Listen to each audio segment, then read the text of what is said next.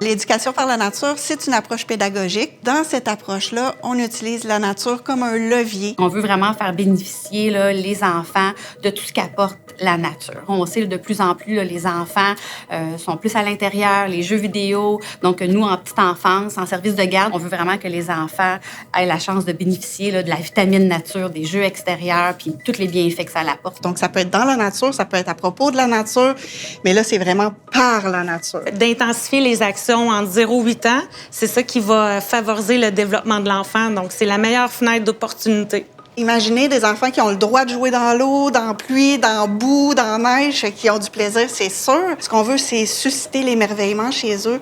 C'est susciter aussi une espèce d'attachement vraiment profond avec la nature qui va faire qu'en vieillissant, un jour, bien, ils vont avoir envie de s'engager là, dans un mode de vie éco-responsable. C'est parti du projet Alex. Le projet Alex, c'est un projet qui accompagne la démarche d'implantation d'éducation par la nature dans les services de garde éducatifs à l'enfance. Puis Grandir en nature à Laval, pour qu'on puisse permettre à plus qu'un CPE de participer, on a décidé de déposer une candidature concertée qui a été acceptée par la QCPE. Parce que quand on travaille ensemble, on collabore, on s'entraide, il y a de l'expertise de tout le monde, on partage nos expériences. Ça fait que c'est comme ça que Grandir en nature à Laval est né.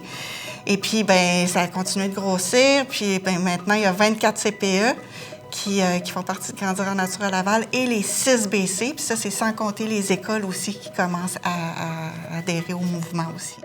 On a approché la ville en disant, écoutez, ou bien on les laisse aller, ils font ce qu'ils veulent, ou bien on s'assure dès le début qu'on fait ça correctement, autant pour les enfants, pour les familles, que pour la ville. Est-ce que c'est respectueux du milieu, tout ça? Fait que moi, mon rôle, c'était vraiment être autour de la table, s'assurer. Est-ce qu'il y a des débris? Est-ce que c'est accessible? Est-ce qu'on peut avoir accès à du matériel ou quoi que ce soit? Fait que la municipalité, on était là pour ça. Ils ont été en mesure de nous dire, par exemple, à qui appartient tel ou tel terrain, de nous offrir l'accès, par exemple, à un terrain qui était fermé avec une clôture qui appartenait à la ville, puis qu'un CPE peut maintenant y aller. Mais rendre accessibles les sites, c'est aussi s'assurer qu'ils soient sécuritaires. S'assurer d'informer, ils sont où nos sites, hein, d'espaces verts? Ça peut être une friche, ça peut être un boisé, mais ça peut être une berge, ça peut être tout contact avec la nature. On a demandé, par exemple, à la Ville de Laval de laisser pousser certaines places de gazon dans les parcs, de ne plus toucher un certain coin pour essayer d'attirer encore plus les responsables de garde. On est en train de vérifier aussi là, d'avoir des approbations des propriétaires qui sont privés pour voir si on peut aller sur leur terrain, tout ça. Si on regarde les enfants proprement dit, là, ben, ils sont plus curieux, ils s'investissent plus dans leur jeu, ils montrent plus de créativité, plus d'entraide, plus de coopération. Ils se développent là, d'une façon incroyable au niveau moteur. Fait qu'il y a plein d'avantages qu'on voit chez les enfants. Puis chez les éducatrices aussi, elles sont plus calmes, moins stressées, plus disponibles pour les enfants. Fait que ça a un impact sur les interactions, la qualité des interactions. Dans notre population lavalloise, le visage a changé beaucoup dans les dernières années. Puis il y a beaucoup d'enfants qui ne parlent ni l'anglais ni le français. Donc, bouger, c'est universel. Tu n'as pas besoin de parler une langue précise pour être en communication avec les autres enfants, avec les adultes.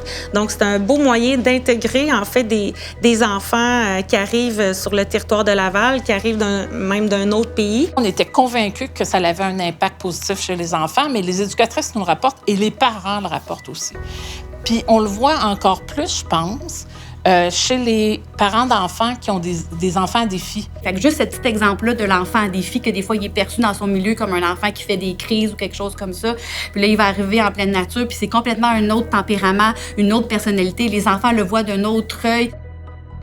J'ai beaucoup de responsables de garde qui me disent « Ah, l'hiver avec les enfants, ça va être compliqué. » Puis finalement, quand on en parle, c'est rendu plus facile l'hiver que l'été. Les sons sont pas pareils, la lumière est pas pareille, les textures sont pas pareilles quand il pleut, quand il fait froid, quand il neige. Donc, pour nous, Grandir en nature, ça va répondre exactement aux besoins des enfants lavallois. De plus en plus, on a des écrits, on a des choses qui sont importantes. Fait que c'est pas juste... je trouve que faire partie de cette concertante-là, c'est pas juste Annick, l'agente au pédagogique de Laval, qui dit que c'est bien d'aller jouer dehors. C'est qu'on est appuyé par, justement, plein d'autres, la QCPE, plein d'autres projets, des grands chercheurs qui nous disent les bienfaits là, que ça fait pour le développement de l'enfant. Qui sont nos citoyens de demain, là.